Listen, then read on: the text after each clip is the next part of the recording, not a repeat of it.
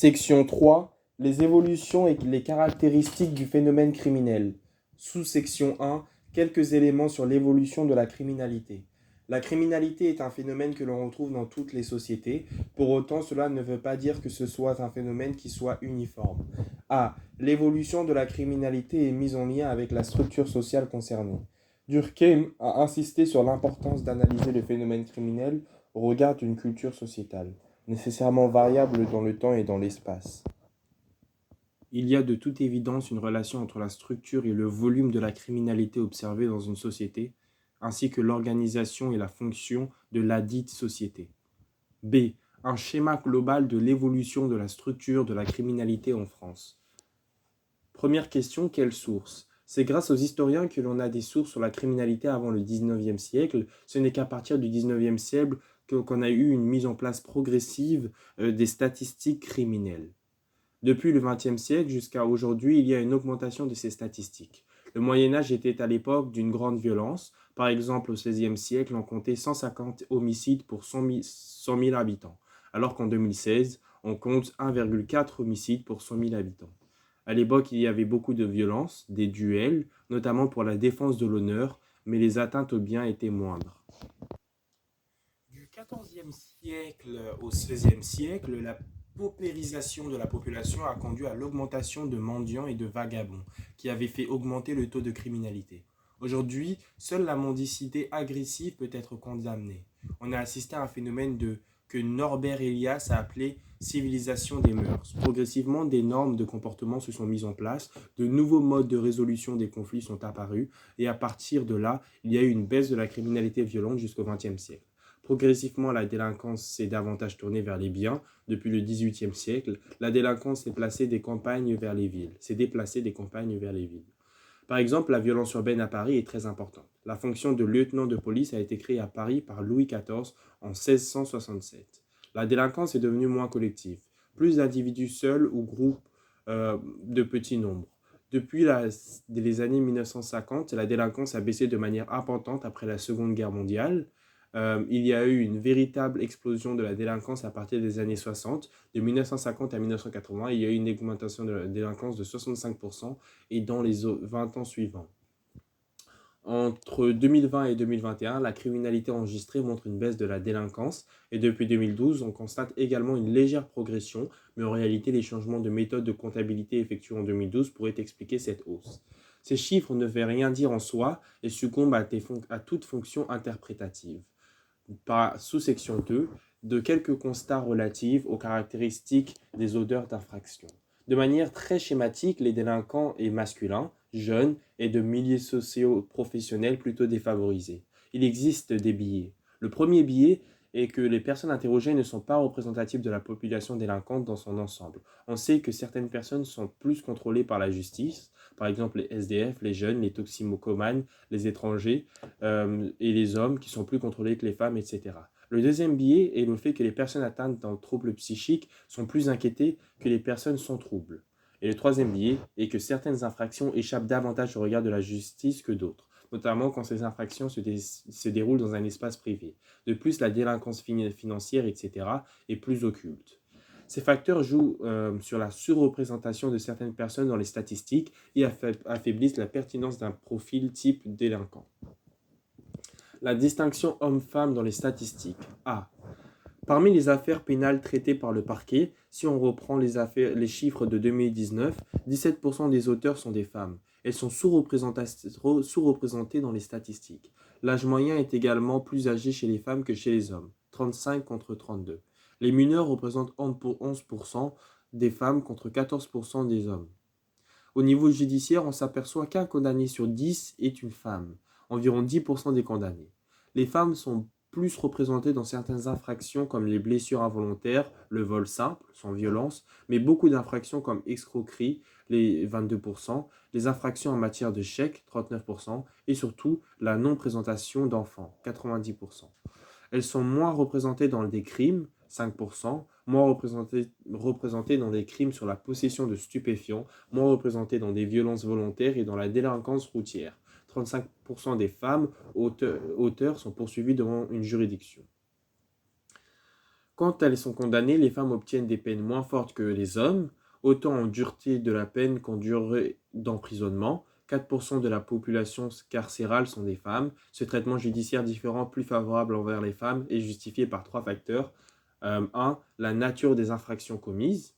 2. La complexité de l'affaire approchée par le nombre d'infractions. Souvent, la structure de l'infraction va faire que les femmes ne sont poursuivies que pour une infraction.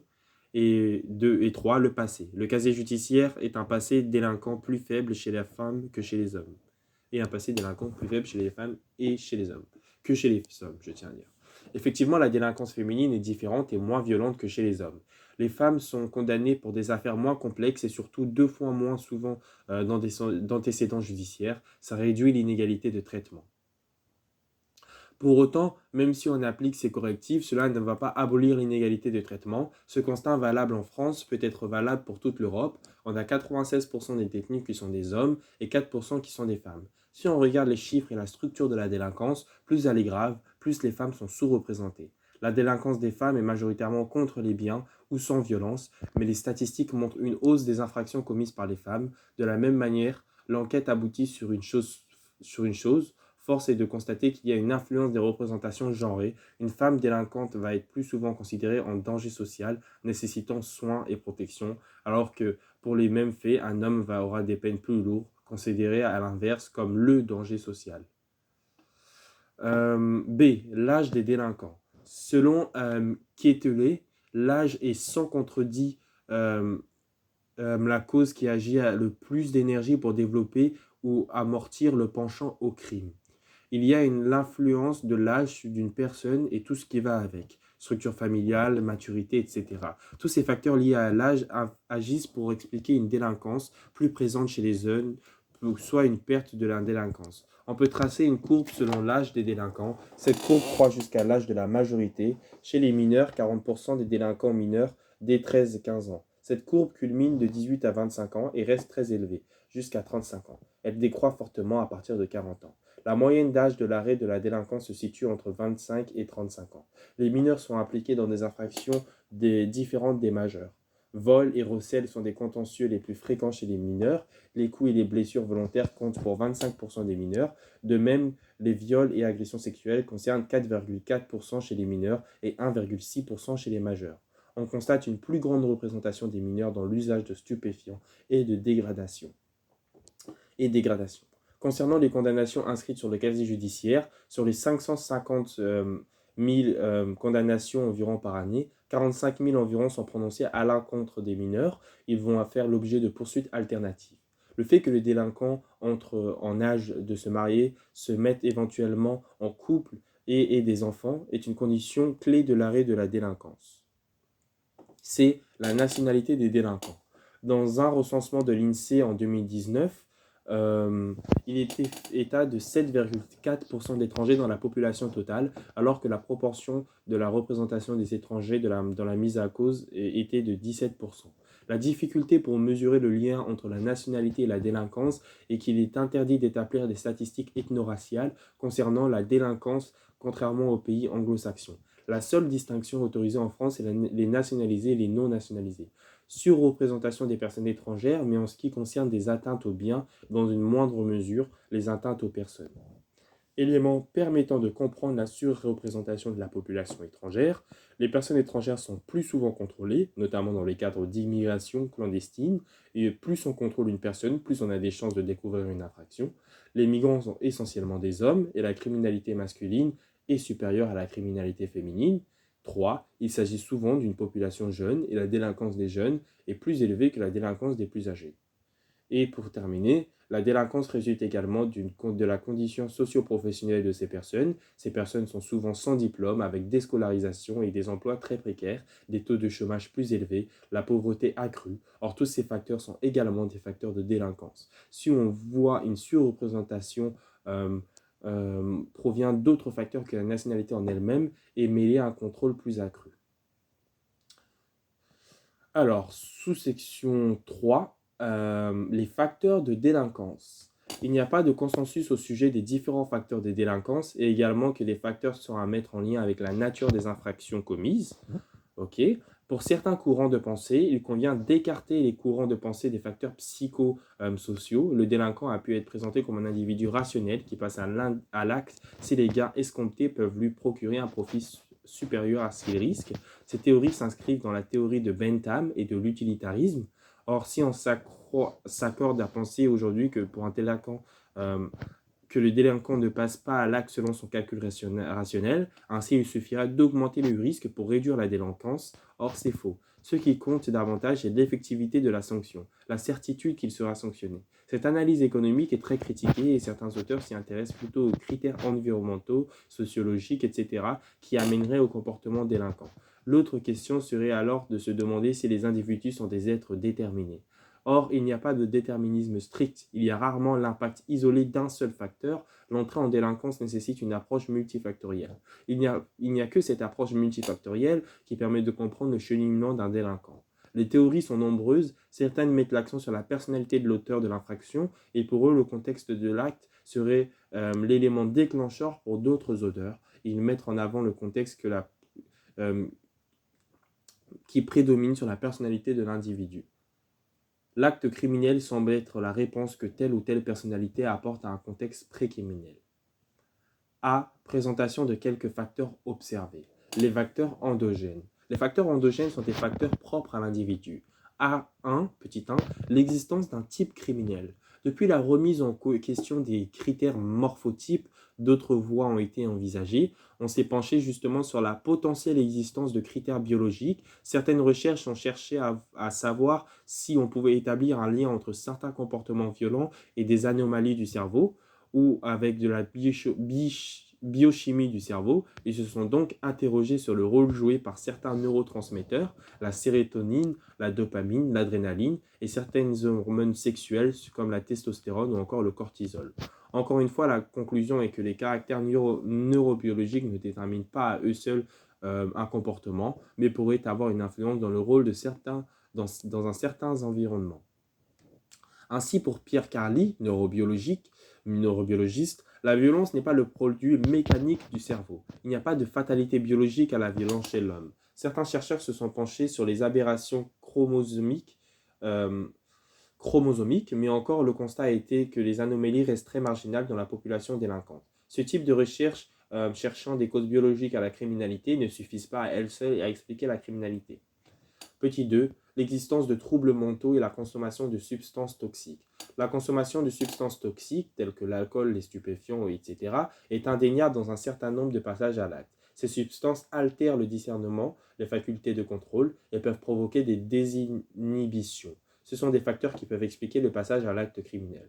Une telle consommation peut déjà constituer une infraction, mais le plus souvent dans les situations où il est interdit d'avoir consommé ces substances, conduite, etc., car ce sont des infractions de prévention. On pénalise l'acte pour prévenir des infractions plus graves.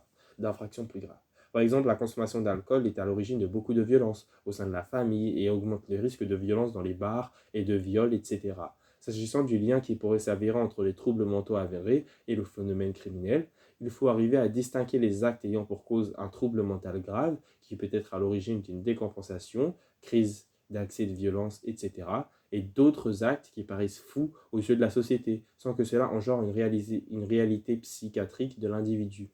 3, petit 3, les autres facteurs avancés. Il y a des recherches qui ont été réalisées et qui ont tenté de voir s'il y avait une corrélation entre faiblesse du niveau intellectuel avec la délinquance. Mais là encore, la différence du niveau intellectuel entre criminel et non criminel n'est pas forcément significative. Les criminologues contemporains, notamment deux criminologues contemporains, Haddad et Benezech, estiment que s'il est possible que la proportion de déficients intellectuels soit plus répandue dans la population délinquante que dans la population en général, pour eux, ce sont d'autres raisons qui pourraient naître avancées. Ils avancent notamment le fait que les déficients intellectuels sont plus facilement appréhendables par la police. Ces personnes-là peuvent également se trouver dans des difficultés d'adaptation sociale plus importantes, avoir du mal à interpréter la réaction d'autrui et le sens de l'interdit difficile à comprendre. Et ils sont également influençables et peuvent se retrouver dans des milieux propices à la délinquance. Des criminologues se sont intéressés aux facteurs psychologiques comme les traits de caractère. Ils ont cherché à montrer la prévalence de certains facteurs comme l'instabilité affective, l'impulsivité, l'égocentrisme excessif et encore l'hyposensibilité. Là encore, ces facteurs sont à eux seuls, ne peuvent pas être déterminants du passage à l'acte. B. Les facteurs type exogènes. Les facteurs exogènes sont des facteurs qui tiennent au milieu et non à l'individu. Dans l'histoire de la doctrine, les premières explications sociologiques avaient été avancées par Quetelet au XIXe siècle. Leurs études étaient basées sur une étude cartographique. Il essayait de voir ce qui, dans l'habitat d'un délinquant, pouvait amener au passage à l'acte. Cette théorie est tombée dans l'oubli. Pour autant, l'influence du milieu social peut expliquer le phénomène criminel. A fait l'objet de recherches. Quand on parle de milieu social, il faut différencier le milieu social général lorsqu'il est envisagé à l'échelle nationale, à l'échelle de la société. On s'intéresse à la situation culturelle, politique, etc. d'un pays, ou encore le milieu social personnel. C'est un milieu social à l'échelle de l'individu. Il s'agit de l'environnement immédiat de l'individu. De Greef, Greef, a fait une différence entre le milieu inéluctable.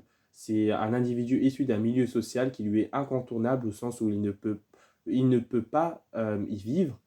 Il ne peut pas ne pas y vivre. Il s'agit de la famille d'origine qui marque des repères de l'individu. C'est elle qui va imprimer la façon de concevoir le respect des règles. C'est la famille dans laquelle tout individu fait sa première expérience de socialisation. Il peut y avoir des familles hostiles aux valeurs sociales qui peuvent avoir une influence directe sur les actes de l'enfant, mais ce n'est pas le plus fréquent. Et le plus souvent, l'éducation donnée qui pourrait façonner une personnalité criminelle, ce serait donc une influence indirecte. On sait que le rôle de la famille d'origine est capital, notamment dans le développement des facultés affectives telles que l'empathie, etc. Et le milieu occasionnel, celui des premiers contacts sociaux ou ceux de la famille d'origine, dans lequel l'individu vit une partie de son temps. C'est le cas de l'école. L'école est donc un lieu de socialisation. On y noue les premiers contacts sociaux avec des personnes extérieures à sa famille d'origine. Là encore, on pourrait y avoir un lien entre l'inadaptation de certains jeunes au milieu scolaire et leur entrée en délinquance, notamment lorsque l'inadaptation s'accompagne d'une démission scolaire. Ou encore, le milieu choisi comprend la famille créée par l'individu, le cercle amical et les activités professionnelles ou de loisirs. La constitution de sa famille joue souvent un rôle déterminant dans le détournement à la criminalité. C'est souvent un facteur de stabilité, ça s'appelle la désistance. Lorsqu'une personne est incarcérée, il est important de maintenir les liens familiaux. La situation professionnelle peut jouer un rôle, par exemple la délinquance d'affaires qui peut augmenter le risque de délinquance. D'autres critères existent, économiques et sociaux. Certains sociologues se sont penchés sur l'influence de l'habitat.